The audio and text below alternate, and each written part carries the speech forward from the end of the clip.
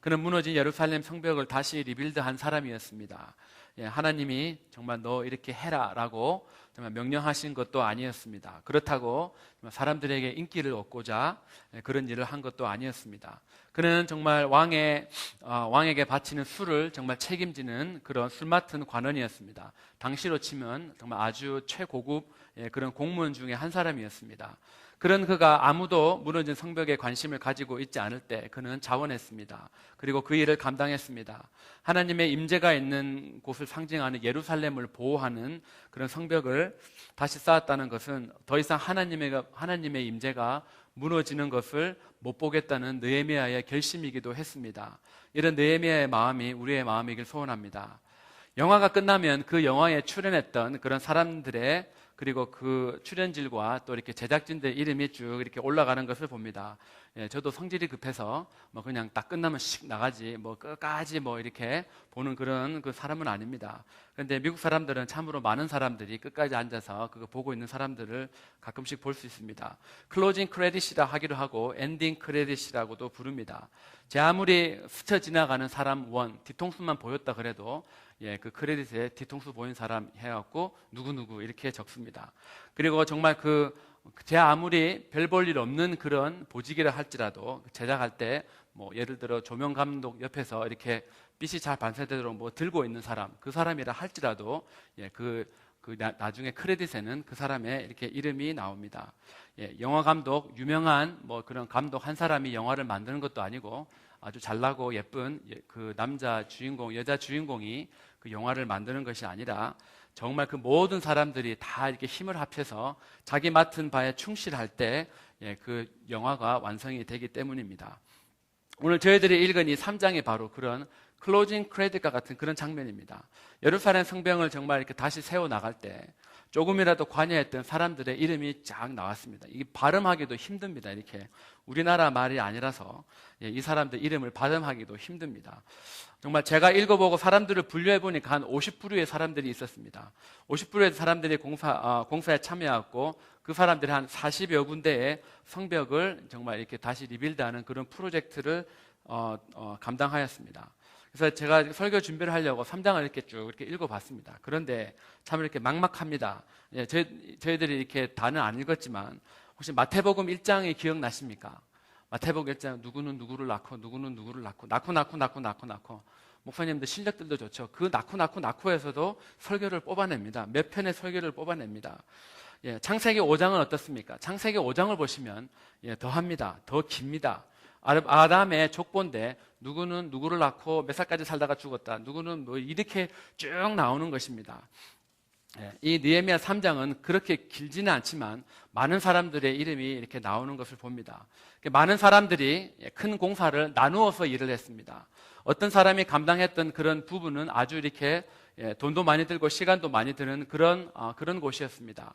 또 어떤 사람은 그 자기 집 주위를 감당할 정도로 아주 작았습니다. 일이 얼만큼 많느냐 작으냐의 차이였지 모든 사람들은 자기가 할 수 있는 그리고 자기에게 주어진 일들을 영화를 제작하는 사람들처럼 잘 감당을 했습니다. 물론 이 5절에 나오는 드고아 사람들의 귀족들은 예외였습니다. 근데 그들을 제외하고는 너나 할 것 없이 모든 사람들이 지금 다 참여하는 그런 귀한 동역을 보여주고 있습니다. 저희 교회를 포함해서 대부분의 이민 교회들은 교회 일꾼들이 부족하다는 이야기를 합니다. 그것은 비단 이렇게 이민 교회뿐만이 아니라 미국 교회들도 마찬가지입니다. 아무리 교회가 커도 미국 제일 큰 교회가 지금 저 휴스턴에 있는 한 4만 명 넘는 교회인데 그 4만 명 넘는 교회에 그 일꾼들이 많겠습니까? 전혀 그렇지 않습니다. 미국 교회를 연구하는 사람들이 서베이한 것이 있습니다. 아주 오랜 시간 동안 많은 교회를 놓고 정말 그들은 이렇게 조사를 했습니다. 그래서 나온 결론이 있는데 흔히들 20-80 룰이라고 이야기합니다. 교회는 20%의 사람들이 일꾼이고 나머지 80% 사람들은 그 20%의 사람들로부터 섬김을 받는다는 것입니다. 그리고 또 그 20%의 사람들이 교회 재정의 전체의 80%를 감당을 한다고 합니다. 그리고 나머지 80% 사람들이 모자라는 20%를 감당합니다. 교인들 줄 5명 중 1명은 아무런 헌금도 하지 않고 20명당 1명만이 교회 관련 봉사를 한다고 합니다. 미국 교회만 그렇겠습니까? 한국 교회도 별반 다르지 않습니다. 헌금할 돈이 없습니다. 봉사할 시간이 없습니다라고 미국 사람들이 말하는 그런 excuse라고 합니다. 그런데 그 변명을 사람은 듣겠지만 하나님이 들으시겠습니까? 예, 하나님은 만유의 여김을 받지 않으시는 분이십니다. 구약 성경이나 신약 성경 그 어디를 찾아봐도 네가 가진 것이 없으니까 너는 내가 예외를 해줄게라고 하나님 말씀하신 적이 없습니다. 레위기서 14장에 보시면 정말 그가 속건제를 드릴 때 하나님 앞에 제사의 자리로 나아갈 때 제물을 가지고 오는 그런 사람에 대해서 설명하고 있습니다. 만일 그가 가난하여서 그의 힘이 미치지 못하면 분명히 설명은 하고 있습니다. 가난해서 너가 정말 가진 것이 없어서 그 힘이 미치지 못하면 헌금할 힘이 없으면 그의 힘이 미치는 대로 산 비둘기 둘이나 집 비둘기 새끼 둘을 가져다가 하나는 속죄물로 하나는 번제물로 삼아 드리라고 이야기하고 있습니다. 원래 그 예배 자리로 나아갈 때는 양을 가지고 나가야 됐습니다. 그런데 그 양을 드릴 힘이 없으면, 양을 드릴 만한 재산이 없으면 이런 사람들은 어떤 사람들입니까? 가난한 사람들이나 정말 그때 당시에 경제적 능력이 없던 그런 과부와 같은 사람들이었습니다. 그런 사람들에게 너 없으니까 참 불쌍하구나. 너는 예외야. 너는 나오지 말라. 너는 아무것도 안 가지고 나와야 된다라고 말씀하지 않고 그의 힘이 미치는 대로 산비둘기 둘이나 집비둘기 새끼 둘을 가지고 나오라고 이야기를 했습니다.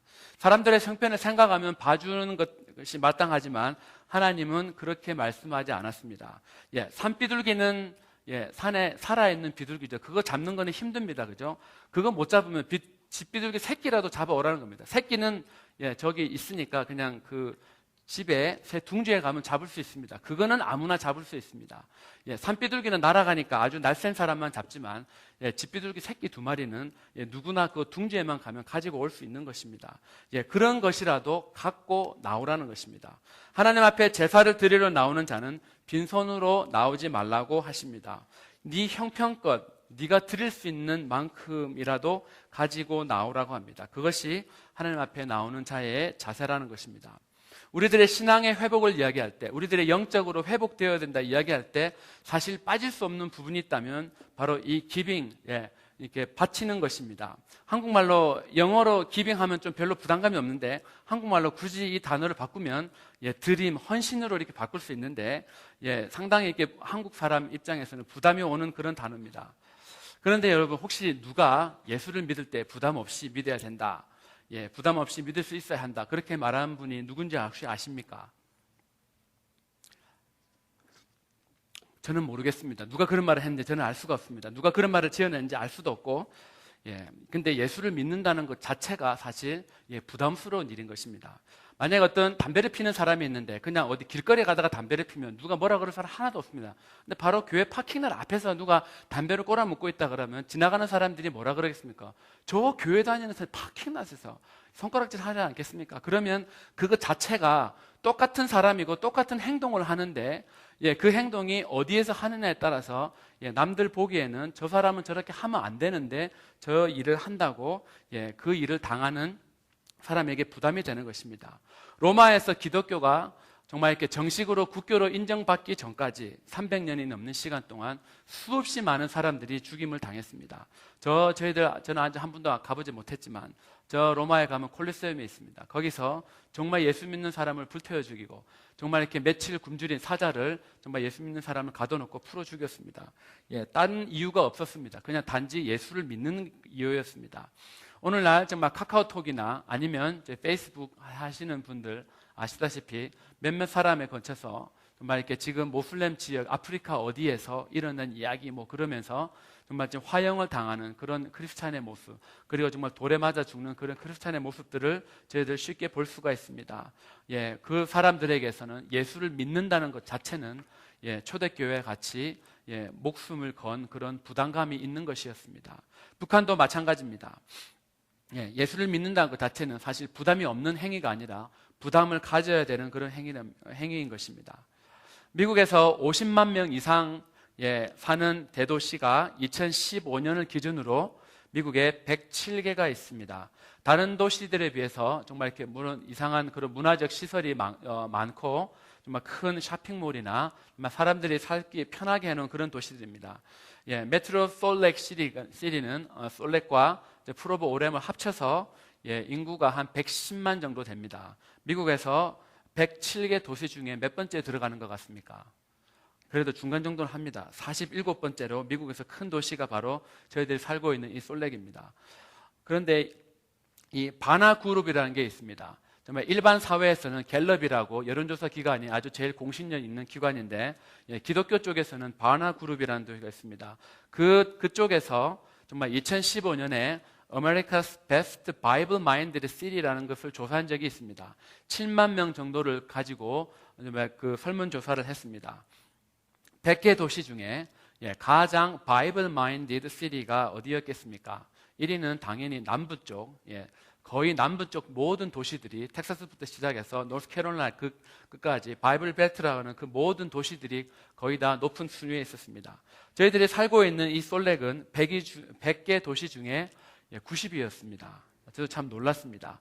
그런데 이 조사는 한 가지 빠진 것이 있습니다. 이 조사를 할 때 염두에 둔 것은 이 지역에 다민한 그런 특정 종교를 기독교의 종교로 인정을 하지 않고 빼고 조사를 했다는 것입니다. 빼고 조사를 했으니 미국에서 신앙생활 하기가 참으로 힘든 바이블 마인디드 시티가 아닌 시티가 도시 중에 위에 있는 그런 순위에 들어가지 못했습니다. 뭐 뉴욕, 뭐 LA나 같이 그런 큰 도시들도 그렇게 아주 이렇게 밑에 있습니다. 정말 이렇게 할 거 많고 재미있게 놀고 싶은 건 많은 것들, 정말 이렇게 진보주의인 그런 사람들이 많은 곳들이 바이블 마인디드 시티에서 가장 낮은 순위에 있었습니다. 그러면 정말 저희들 이 90위를 차지하는 이 솔렉에 산다는 것 자체는 이 땅에서 교회를 다니고 정말 이렇게 예수를 삶의 구주로 믿는다는 것은 거룩한 부담감을 안고 살아야 된다는 것을 말하고 있습니다. 나의 시간을 드려야 되고 나의 물질을 드려야 되고 또 하나님께서 우리들의 삶을 통해서 기대하시는 것을 좀 해야 된다는 그런 거룩한 부담감이 저와 여러분에게 있는 것입니다. 이 성전을 다시 세워나갈 때 다른 사람들보다 물론 많은 부분을 맡아서 했던 사람들도 있었습니다.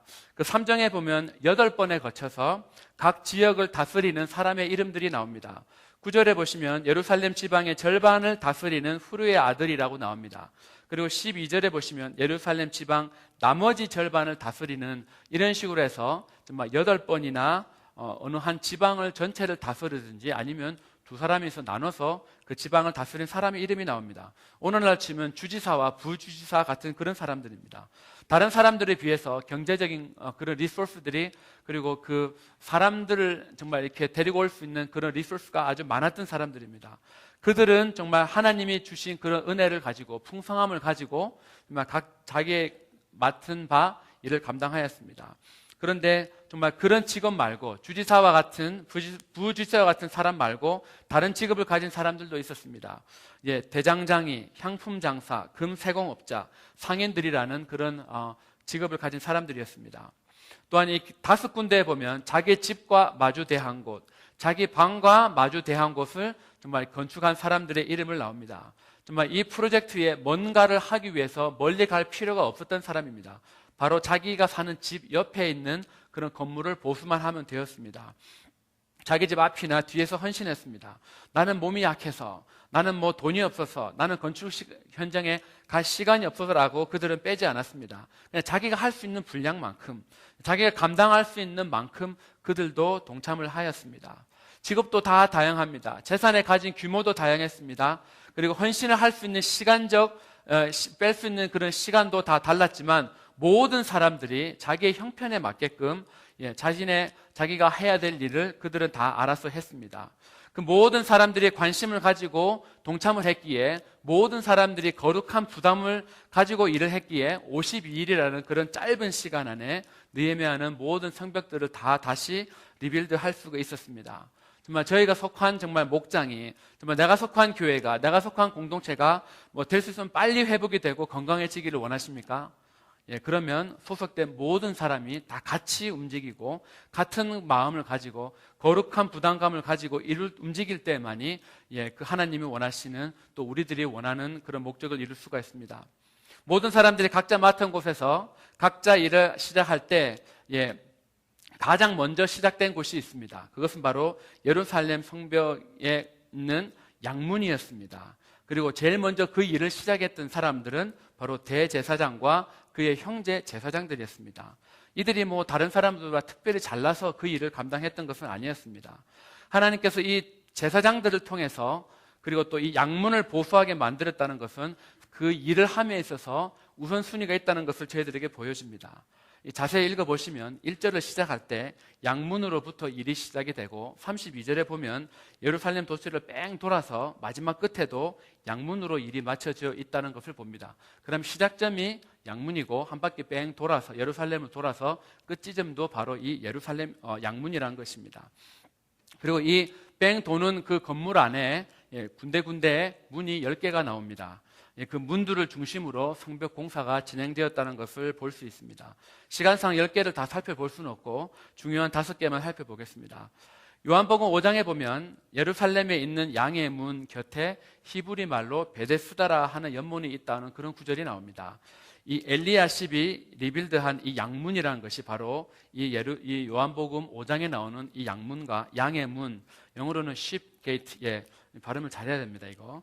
이게 똑같은 문입니다. 양의 문이라는 것입니다. 하나님께 정말 그 제사를 드릴 때 제물로 양을 가지고 나옵니다. 그 양이 지나가는 문이 바로 양의 문이라는 것입니다. 그런데 성경이 정말 이 양의 문이라 그럴 때 정말 사람의 입장에서 볼 때는 그냥 같이 가는 양의 문이지만 양의 입장에서 볼 때는 어떤 문이겠습니까? 이제 저 문 지나가면 죽습니다. 저 문을 지나가면 이제 제물로 드려져야 되니까 저 문은 양의 입장에서 볼 때 저 문은 죽음의 문입니다. 양의 문은 무너진 성벽과 그런 여러 문들을 정말 다시 재건을 할 때 제일 먼저 시작했던 곳이었습니다. 죽음의 문을 통과한 제물이 들어가는 문을 가장 먼저 리빌드했다는 것은 귀한 영적인 가르침을 저희들에게 알려주고 있습니다. 신약 성경에 예수 그리스도를 뭐라고 표시합니까? 신약 성경에서 예수님은 세상 죄를 지고 가는 어린 양으로 이렇게 설명을 하고 있습니다. 저희들이 지은 죄, 저희들이 지금도 짓고 있는 죄, 저희들이 앞으로 지을 그 모든 죄의 값을 대신 예수님께서 십자가에서 지셨습니다.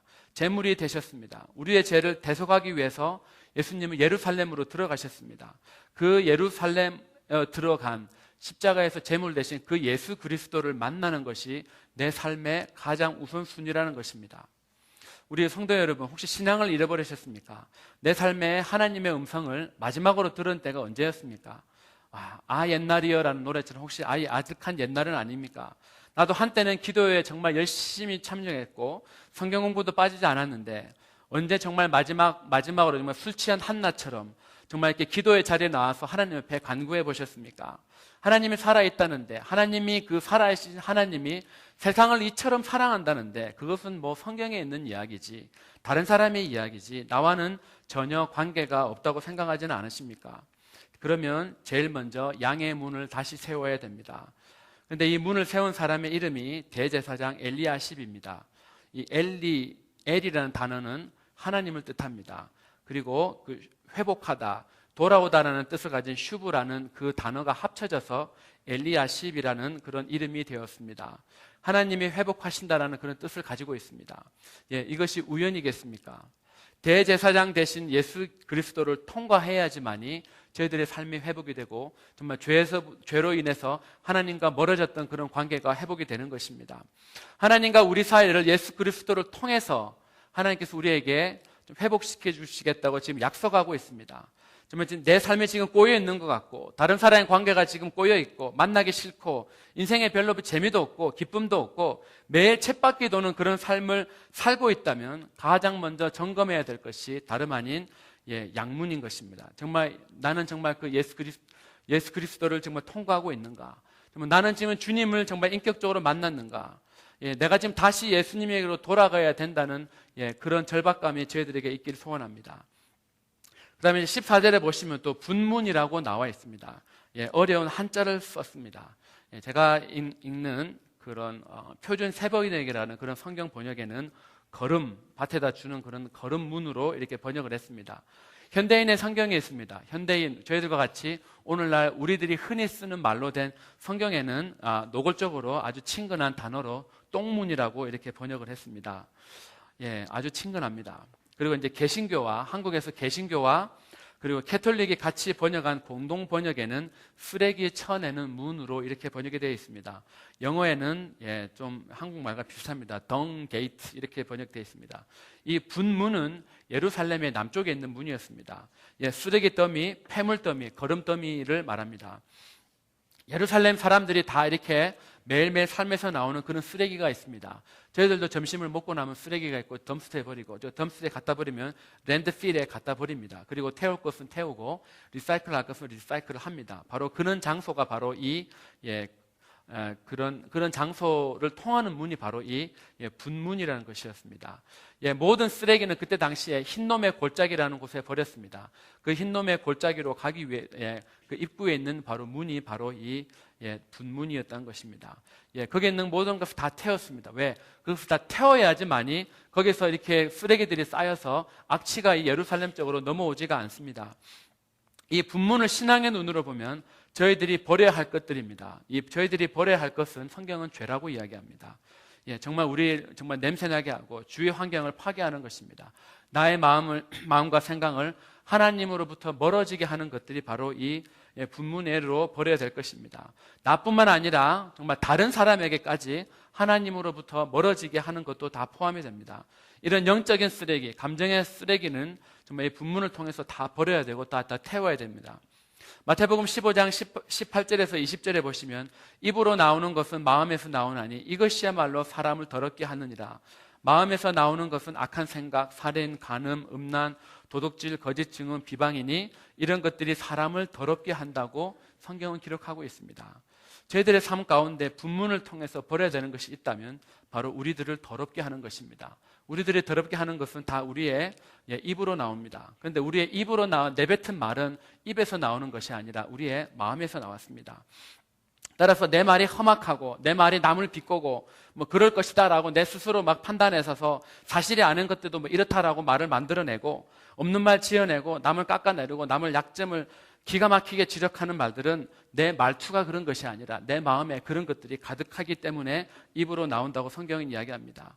그래서 정말 저희들이 평소에 정말 내 입에서 어떤 말이 나오는지, 내가 정말 이렇게 더럽고 태워야 될 말을 하는 것인지, 아니면 내가 다른 사람에게 덕을 세우는 말을 하는 것인지 저희들 심각하게 우리의 분문을 살펴야 되는 것입니다. 그리고 내 삶의 그 분문을 정말 이렇게 다시 무너졌다면 다시 예수 그리스도를 통해서 정말 다시 세워야 될 것입니다. 15절에 보시면 샘문이 나옵니다. 파운틴 게이트입니다. 이 샘문은 왕의 동산 근처 셀라 물가의 성벽에 있었다고 이야기합니다. 셀라는 저희들이 잘 알고 있는 지명으로는 실로암입니다. 성전에 들어가기 전에 그 실로암 연못에 가서 몸을 씻고 들어가고 하는 그런 장소입니다. 성경은 정말 하나님을 설명을 할 때, 그리고 예수님에 대해서 설명을 할 때 물로 비유로 합니다. 예레미야 2장에 보시면 이 내 백성이 두 가지 악을 행하였나니 곧 그들이 생수의 근원되는 나를 버렸다고 성경은 이야기하고 있습니다. 요한복음 4장에 저희들이 잘 아는 우물가에 있었던 그런 여인과 대화를 하실 때도 내가 주는 물은 영생토록 하는 샘물이라고, 정말 주님은 당신은 샘물이라고 이렇게 표현하고 있습니다. 그리고 요한복음 7장 37절에 39절에 보시면 명절 끝날 곧 큰 날에 예수께서 서서 외쳐 이르시되 누구든지 목마르거든 내게로 와서 마시라. 나를 믿는 자는 성경의 이름과 같이 그 배에서 생수의 강이 흘러나오리라 하시니 이는 그를 믿는 자들이 받을 성령을 가리켜 말씀하신 것이라 라고 말합니다. 저와 여러분들이 죄와 싸워서 이길 수 있는 힘이 어디서 나오겠습니까? 남을 정죄하는 말, 상처 주는 말 하지 않을 수 있습니다. 그런데 얼마나 오래 가겠습니까? 끼켜야 내 의지로 정말 내가 그래도 이런 사람인데 내가 그래도 의지로 누를 수 있는 기간은 얼마 안 됩니다. 몇 년 되지 않습니다. 내가 정말 거룩한 생각을 할 수 있는 힘도, 정말 죄를 거부할 수 있는 힘도 생수 대신 주님으로 가득 차야, 내 속이 가득 차야 가능한 것입니다. 그런데 그 주님은 그것이 바로 성령이라고 지금 말씀하고 계십니다. 성령이 나의 삶을 지배할 때만이 우리가 정말 하나님이 원하시는 일을 하며 하나님이 싫어하시는 일을 거부할 수가 있습니다. 그런데 이 성령께 지배를 받은 사람은 성경이 없이는 불가능합니다. 예수님께서 40일간 금식하셨습니다. 그리고 사탄이 그때 짠하고 나타나서 3번 예수님을 시험합니다. 그때마다 예수님은 It is written, 기록되었으되 기록되었으리라고 하시면서 성경 말씀으로 이기셨습니다. 사탄의 지가 힘이 세면 지가 얼마나 힘이 세겠습니까? 사탄의 그래봐야 피조물입니다. 예수님은 창조주십니다. 창조주가 피조물한테 유혹할 때 꺼져 이 X야 하고 딱 한마디 하면 그냥 꺼집니다. 그런데도 그렇게 하지 않으시고 기록되었을 때 성경으로 그것을 이기셨습니다.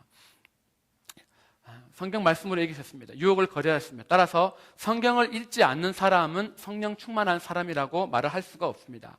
성경을 읽지 않고 나는 크리스찬이라고 말을 할 수가 없습니다. 교회 봉사는 열심히 하는데 성경을 읽지 않는다. 정말 우리는 그것을 다시 한번 생각해 보아야 됩니다. 왜냐 그러면 성령이 오신 이유가 진리 대신 성경을 증거하기 위해서 오신 분이기 때문인 것입니다. 또 이제 28절에 보면 마문이 나옵니다. 말마자를 써서 홀스 게이트라고 합니다. 예루살렘 성 동쪽에 마구간이 있었습니다. 그 마구간 주위에 세워진 문이었습니다. 말은 동서양을 불문하고 전쟁을 하기 위해서는 반드시 꼭 필요한 그런 동물입니다. 징기스칸이 역사상 인류 역사상 가장 큰 대제국을 완성할 수 있었는데 그 비결이 무엇이겠습니까? 바로 정말 그 기습 공격을 잘하고 빠질 수 있는 그 먼 거리를 혹시 이 거리에 이 시간에 오겠나라고 그들은 생각할 때 허를 찌를 수 있었던 이유가 잘 훈련된 말이 있었기 때문입니다.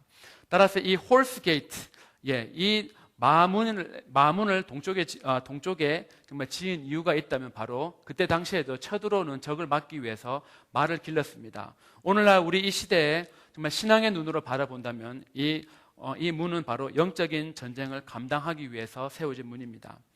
여러분들이 지금 인정을 하건 안 하건 간에 지금 이 시간 저와 여러분들은 영적인 전쟁 중입니다. 에베소서 6장 12절에 말씀합니다. 우리의 싸움은 인간을 적대자로 상대하는 것이 아니라 통치자들과 권세자들과 이 어두운 세계의 지배자들과 하늘에 있는 악한 영들을 상대로 하는 것이라고 이야기합니다. 예수를 믿는 모든 사람들은 영적인 전쟁을 지금 이 시간 하고 있는 것입니다. 나는 그런 거 몰라요. 나 그런 거 하기 싫어요. 그런 거는 목사님이나 하세요. 그런 거는 교회 집사님들 하세요. 그럴 수 있습니다. 근데 그럴 수가 없습니다. 6.25 때 6.25 사변이 일어났습니다. 전쟁이 일어났습니다. 나는 전쟁 하기 싫어요. 그런다고 북한군이 안 쳐들어옵니까? 그냥 적군은 나의 의지와 상관없이 그냥 쳐들어오는 것입니다. 그래서 지금 이 시간도 저와 여러분들은 좋건 싫건 영적 전쟁을 지금 당하고 있습니다. 그러면 저희들은 영적 전쟁을 치러야 되는 하나님의 군사들인 것입니다. 나는 지금 요즘 사는 게 별로 재미없어. 남편하고 아내 사이에, 자녀들 사이에, 그리고 부모와의 관계에 별로 이렇게 안 좋으십니까? 교회 친구, 학교 친구, 사이가 별로 좋지 않고 지금 이상한 분위기를 느낍니까? 그거는 제가 성격이 안 좋아서 그래. 그거는 제가 비유가 마치 힘든 사람이라서 그래. 쟤는 참 까다로운 애라서 그래. 쟤는 잘난 척해서 그래. 쟤는 밥맛이라 그래. 그렇게 너무 다른 사람 탓을 한다면 지금 우리들은 영적 전쟁에서 공격을 당하고 있는 것입니다. 그 문을 회복하는 방법은 성경에 말한 대로 하나님의 전신갑주를 읽는 방법밖에 없습니다. 진리입니다. 그리고 righteousness, 의를 가지는 것입니다. 정말 복음을 가지는 것입니다. 믿음입니다. 구원의 확신과 하나님의 말씀을 가지는 것입니다. 이 모든 것들이 혼자 다 배울 수가 있습니까? 여러분 그 바쁜 일상의 삶 속에서 어떻게 이 모든 것을 다 할 수 있습니까? 그러기 위해서 저희들이 같이 정말 교회라는 공동체에 와서 정말 같이 공부도 하고 기도도 하는 것 아니겠습니까? 예수 믿는 사람들이 교회 와서 배울 수 있습니다. 나는 교회 안 가고 혼자 할 수 있다. 오늘날은 혼자 할 수 있을 정도로 사실 많은 리소스들이 있기는 있습니다. 혼자 책을 보고 배울 수도 있습니다. 인터넷에서 정말 좋은 자료들이 참으로 많이 있습니다. 그런데 그것을 가지고 정말 나를 준비를 시켜야지 그것이 있는 것하고 내가 그것을 사용해서 내 삶에 적용하는 것하고는 다른 것입니다. 그것을 가지고 정말 나를 이퀄시킬 때 아니면 그게 힘들면 교회 와서 다른 지체들에게 정말 이렇게 도와달라고 이렇게 요구를 해서 정말 눈에는 보이지 않지만 지금 이 시간에도 일어나고 있는 영적인 전쟁에서 우리 모두는 승리해야 되는 것입니다. 그리고 마지막으로 29절에 보면 동문이라고 나옵니다. 동쪽에 있는 문입니다. 오늘날에는 골든 게이트라고 불리기도 합니다. 말 그대로 동쪽에 있습니다. 해는 동쪽에서 이렇게 떠오릅니다.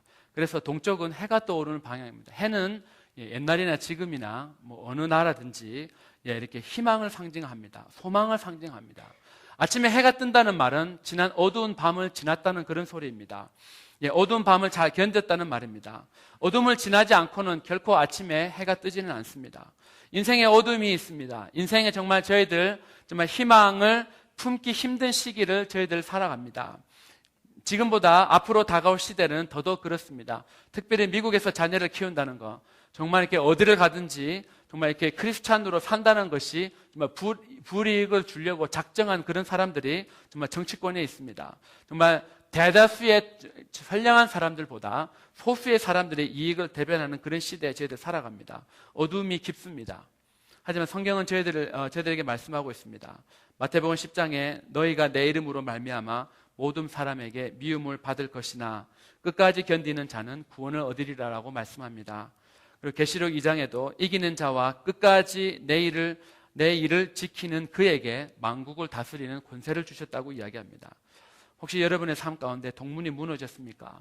정말 그 희망이 안 보입니까?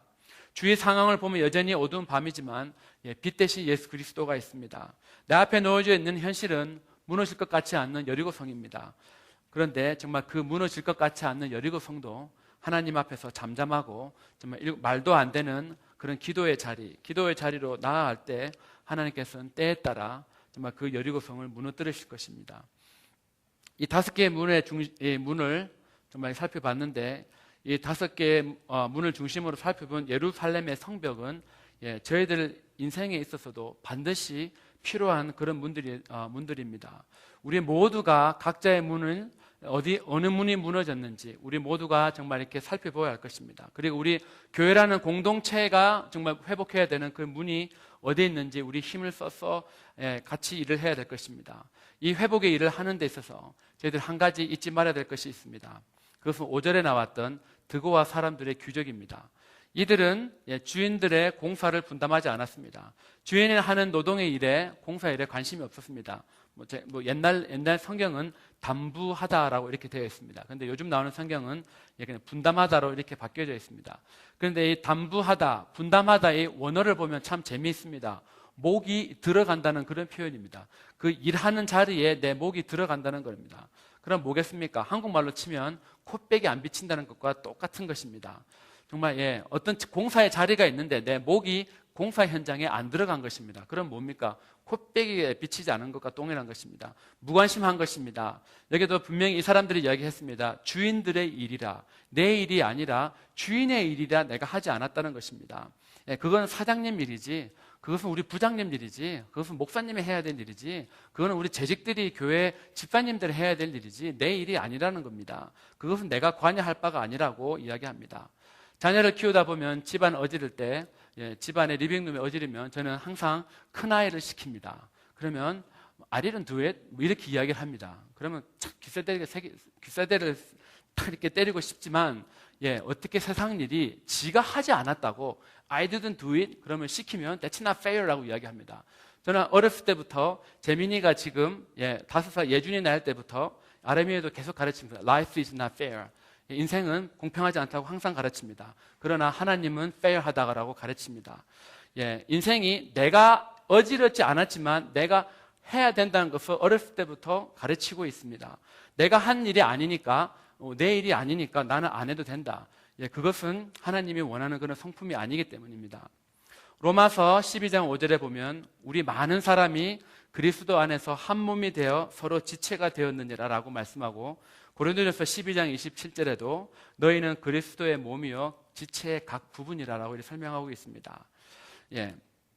제가 얼마 전에 그런 이렇게 재난 영화 세인트 안드레스라는 그런 재난 영화를 봤습니다. 거기에 나오는 그 줄거리가 그냥 LA에서 어마어마한 캘리포니아에서 샌디에고서부터 저 샌프란시스코까지 어마어마한 그런 지진이 일어나서 쑥대밭이 그냥 캘리포니아가 쑥대밭이 된다는 그런 참 황당한 그러나 일어날 가능성이 있는 그런 영화였습니다. 거기 남자 그 구조원으로 나오는 사람의 딸이 있는데 그 딸을 구조하는 그런 장면이 나옵니다. 그 여자 주인공의 눈을 봤는데 그 컴퓨터 화면으로도 봤는데도 눈이 너무 이렇게 이쁜 거예요. 너무 이뻤습니다. 그런데 그 눈이 이쁜 여자가 제가 이때까지 본 여자 중에 눈이 제일 이렇게 아름다운 여자인데 그 여자의 얼굴에 눈이 2개, 3개, 4개 달려있다면 어떻겠습니까? 지 아무리 예쁜 눈을 가지고 있다 그래도 그 얼굴에는 하나밖에 없어야 됩니다. 아무리 그 코가 이쁘다 그래도 그 얼굴에, 그 미인의 얼굴에 코는 딱 하나여야 됩니다. 아무리 그 코가 이쁘다, 그 얼굴에 코가 두세 개 붙으면 어떻게 되겠습니까? 예, 이렇듯 저희들 모두는 예수 그리스도의 몸입니다. 어떤 사람은 이렇게 눈과 코같이, 얼굴같이 정말 다른 사람들에게 칭송을 받는, 예, 그런 자리에 있습니다. 그런데 많이 들으셨을 것입니다. 어떤 사람은 제가 지금 제 양말을 신고 있고 신발을 신고 있고 저기 새끼발가락, 그 누가 알아주겠습니까? 아, 목사님 새끼발가락이 너무 멋있으네요. 그렇게 말하는 사람 전혀 없습니다. 그런데 이 새끼발가락이 아프면 저희들, 예, 다리가 아프고 계속해서 아프면 온몸이 아픈 것과 동일합니다. 우리들 한 사람 한 사람은 필요 없는 사람이 아니라 이 일은 저 사람이 하는 것이 아니라 우리 한 사람 한 사람은 예수 그리스도의 각 지체의 한 부분이라는 것입니다. 우리 모두가 다 해야 될 일이 있다는 것입니다. 죽으면 천국에서 또 우리는 안 볼 사람이 아니면, 아, 나는 저 사람 보기 싫어서 교회를 안 해. 난 저 사람 보기 싫어서 저기 안 가라는 그런 사람들도 있습니다. 예, 만약에 그분들이 다 교회를, 예수 그리스도를 구주로 영접했다 그러면, 예, 천국에서 봐야 될 사람입니다. 천국에서 봐야 되는 사람, 이 땅에서 잘 보고 살아요. 천국에서 어떻게 인상 쓰고 살겠습니까? 예, 이 땅에서 아예 이 땅에 속한 사람은 안 보면 그만이지만, 예, 저희들은 다 하나님 안에서 천국에서 다 다시 봐야 되는 사람입니다. 대학청 교회라는 미국에서도 정말 그 작은 교회, 한 모퉁이에 있는 그 작은 교회를 다니는 저희들이 아니라 예수 그리스도의 정말 한 부분이라는, 한 부분으로서 유타라는 곳에서 하나님이 저와 여러분에게 정말 새끼발가락과 같이 작은 일을 감당하기를 원했습니다. 이 작은 교회 가운데서도 작은 일을 저와 여러분에게 감당하라고 부탁하고 있습니다. 그리스도의 몸이라는, 예, 그런 마음을 잊지 말라고 예수님께서 저와 여러분에게 지금 당부하고 있습니다. 지금 내 앞에 있는 사람, 내 옆에 있는 사람, 내 뒤에 있는 사람들은, 같이 예배를 드리는 성도들은, 예, 3장에 나오는, 수없이 많이 나오는 그런 사람들과 같은 사람들입니다. 정말 예수님께서 다시 오셔서 이제 대학청 교회는 이제 네 사명을 다하였구나, 같이 천국에 가자라고 이야기를 할 때, 그 영화를 만든다고 한다면 그 클로징 크레딧에서 이때까지 이 교회가 세워지고 난 이후에 앞으로 이 교회가 문을 닫을 때까지 정말 이렇게 작은 일을 했던 사람들, 정말 파킹락에 있는 누가 이렇게 피다 버린 그런 담배꽁초 하나를 준 사람이 있다면 그 사람의 이름도 클로징 크레딧에 분명히 올라갈 것입니다. 예수 그리스도를 말미암아 내 삶에 정말 이렇게 무너진 문들을 하나하나 세워나가고, 내 문들이 다 회복이 되었으면 내 주위에 있는 내가 속한 공동체의 사람들을 정말 이렇게 도와주며, 또한 우리가 속한 이 공동체를 정말 세워나가는 것을 경험하는 저와 여러분이 되길 축원합니다. 네, 같이 기도하겠습니다. 우리 시간